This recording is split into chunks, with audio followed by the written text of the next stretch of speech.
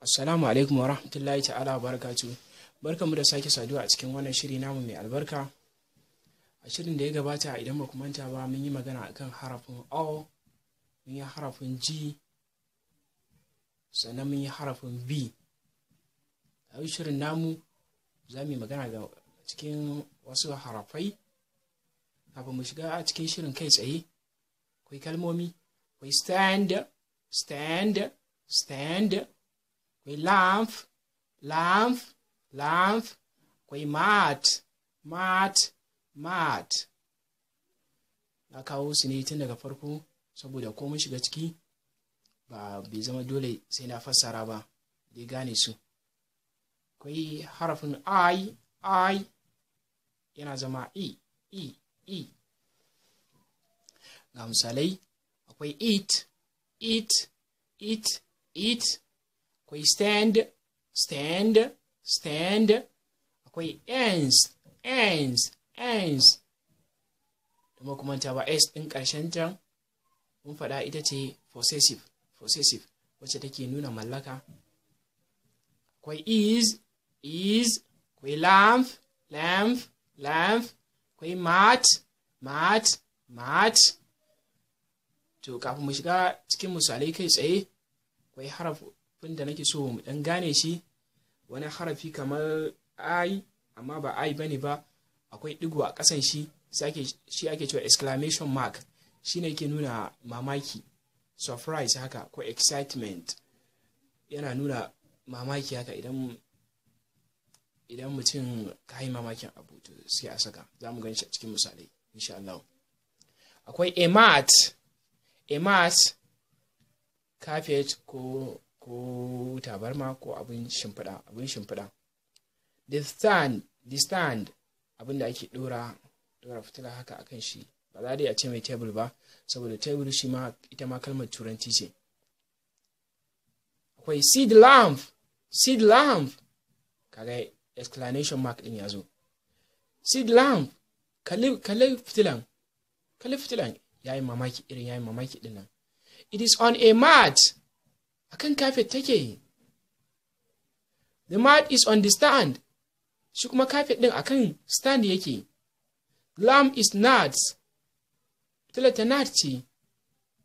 And the mat is ends, shi kuma carpet ɗin ko tabarman ko abin shimfiɗar na ends ne.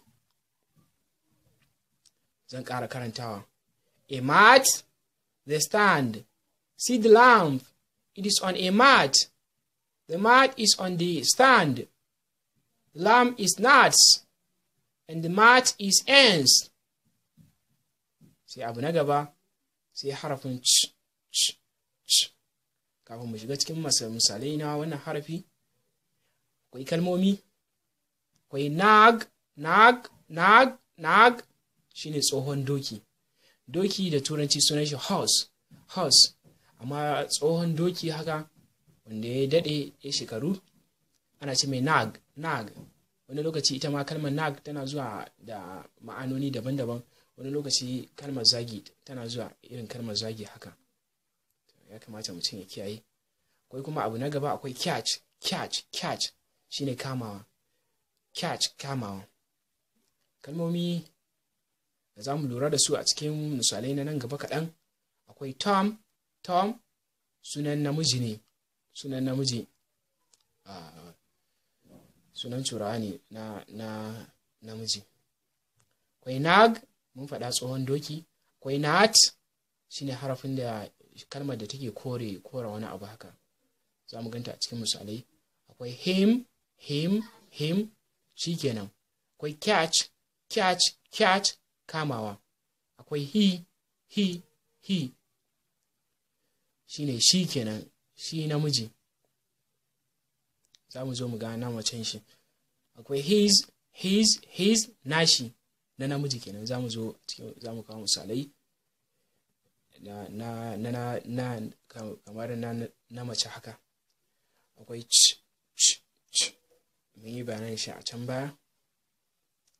Kafin mu shiga kai tsaye, idan ka lura da catch, kalmomi na uku na farko, mi cat tun a farko.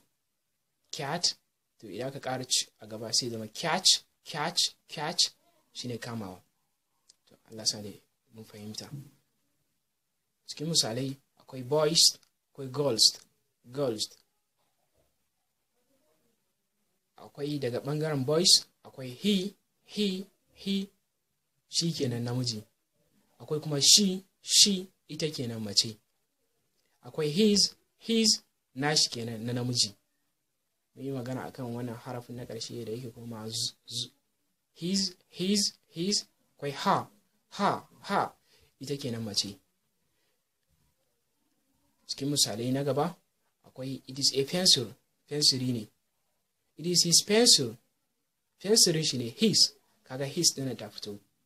His, it is his pencil, fensirin shi ne, shi na namiji kenan. Na gaba kuma akwai it is her pencil, fensirin ta ne na mace. To za mu shiga cikin misalai. See the nag. Kalli tsohon dokin. Mun yi magana akan explanation mark din nan, ba sai na ƙara maimaita bayani akan shi ba. It is Tom's nag. Tsohon dokin na nags ne. Ni magana akan harafin possession na jikin Tom's din nan, ba na san idan mutum ana bibiye da mu, wannan ba sabon abu bane ba. Can Tom catch his nag? A harafin darasin da ya gabata mun yi magana akan question mark, alamar da take nuna tambaya ga tana a ciki. Can Tom's catch his nag? Shin Tom's zai iya kama catch, mun ce kamawa. Catch his nag, zai iya kama tsohon dokin shi? He cannot catch him, ba zai iya kama shi ba. He cannot, idan ka ce he can catch him, zai iya kama shi. Amma idan ka ce not, shine harafin da yake korewa, ba zai kama shi ba. He cannot catch him, ba zai iya kama shi ba. The dog ran at the nag. Kare ya yi gudu zuwa ga tsohon dokin. And the nag ran. Shi kuma tsohon dokin sai ya gudu. To a nan muka kawo ƙarshen shirin namu na yau. Sai kuma wani lokaci idan Allah ya sake haɗa mu. Kada ku manta ku yi subscribe na channel ɗinmu.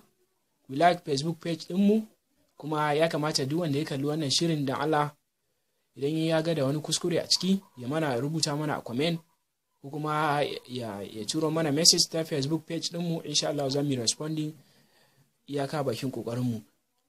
Kuma ya kamata duk wanda ya bibi wannan shirin ya faɗa ko abokin shi ne, idan ka san wani abokinka da yake koyon turanci, ka faɗa mai game da wannan shiri namu, tunda mun ƙirƙiri wannan shiri ne don taimakawa 'yan uwa masu koyon turanci daga matakin farko.